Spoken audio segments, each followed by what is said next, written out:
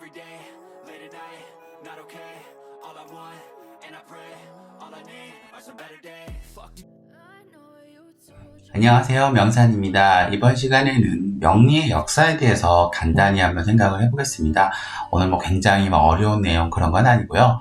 명리는 왜 나왔을까 하는 부분부터 생각을 해봐야 될 것 같아요. 옛날에 우리가 은나라 시절에 갑골 문자에서 나온 글자를 보고 뭔가를 파겠다라고 하는데, 옛날에는 크게 제일 먼저 했던 일이 무엇일까요? 그렇죠. 농사를 지었던 걸로 알고 있어요.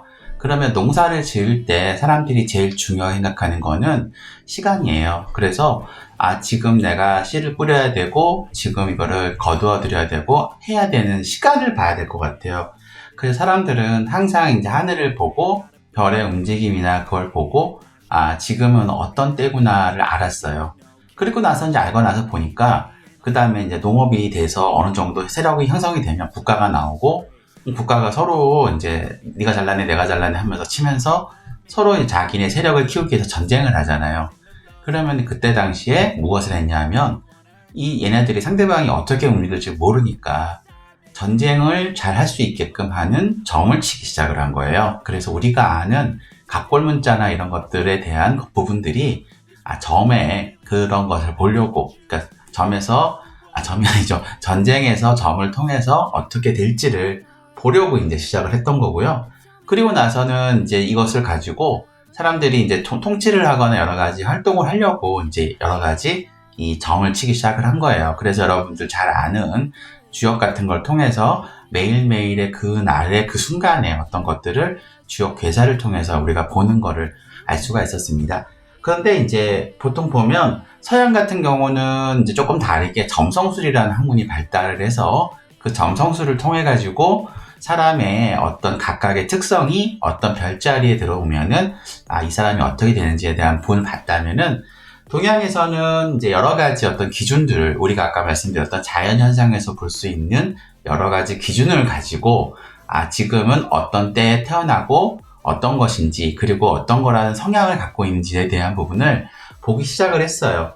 그래서 아주 옛날이었던, 우리가 보통 고법사주라고 하는 그 시기에는 이제 목성하고 황도 12궁이라고 하는 별의 위치를 가지고 우리가 계산을 해서 이 별이 들어오는 이 자리 해서, 그때는 보통 우리가 말하는 이 연애의 의미가 굉장히 강해요. 그러니까 집안이나 이런 부분이겠죠. 조상이나 집안 부분. 그런 영향을 가지고 있는 그런 상황에서의 해석법이 되었다면은, 점점 시간이 지나가면서 개인의 성향이 강해지는 태양이나 달, 이거 위주의 해석으로 바뀌었고, 그것이 다시 또 그 사람을 중심으로 바뀐 다음에 가장 최근에 우리가 보는 거는 나를 중심으로 내가 태어난 달과 연관성을 같이 보는 그런 접근으로 바뀌었어요. 그래서 우리가 보통 말하는 사주의 이 8글자리에서 이쪽이 차지하는 부분은 보통 우리가 국가라고 얘기를 합니다. 국가나 아니면 조상, 할아버지, 할머니, 이런 쪽의 의미가 갖고 있는 거고, 이쪽은 이제 부모, 형제에 대한 부분인데 주로 보통 부모를 많이 봅니다. 그래서 부모라고 보고, 요게 나, 그리고 나의 자식, 이렇게 해서 보통 보는데, 지금 초기에는 여기를 중심으로 사주를 봤다면은 점점 여기와 여기를 중심으로 많이 보고 있습니다. 그래서 지금은 대부분 다 여기를 중심으로 사주를 봅니다. 그래서 태어난 달과 태어난 날이 중요한 의미가 바로 그렇게 된다고 보시면 돼요.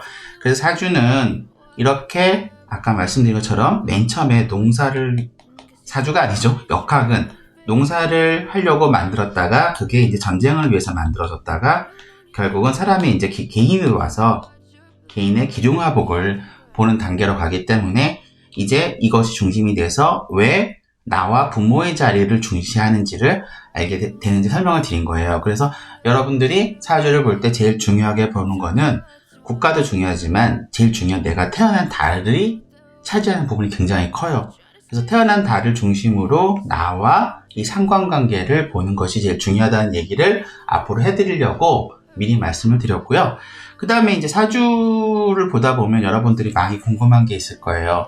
우리가 보통 말하는 관상이라는 거하고 그 다음에 수상 있을 것이고, 그 다음에 아까 말씀드렸던 사주를 갖고 푸는 게 있을 것이고, 그리고 어떤 사람은 뭐 주역으로 푼다. 이렇게 얘기를 하는 건데, 우선은 이거를 보시기 전에 우리가 이건 좀 이따 드릴게요. 맨 처음에 뭐냐면, 역학에서 말하는 전체의 예측을 보는 거는 내가 태어난 시점부터 내가 앞으로 죽는 날까지 긴 시간을 보는 게 하나가 있어요.